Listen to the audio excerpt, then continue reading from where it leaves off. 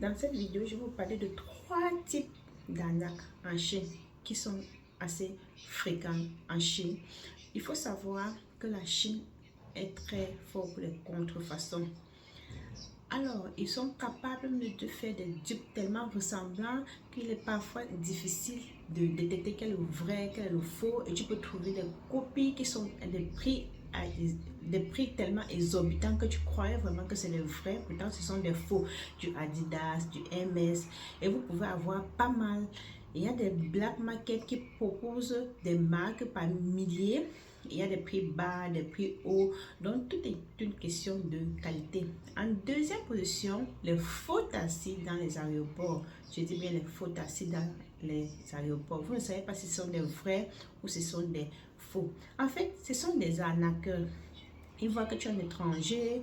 Ils se disent que tu ne connais pas le prix. Tu ne maîtrises pas leur langue. Ils vont même te doubler les prix, tripler les prix, quadrupler les prix. Alors faites attention à ce type de taxi. C'est vraiment assez courant dans les aéroports. C'est votre première fois en Chine et que vous ne maîtrisez pas, c'est mieux que vous fiez aux applications. Appelez un taxi, un Uber, ou il y a des applications comme Didi pour réserver un taxi.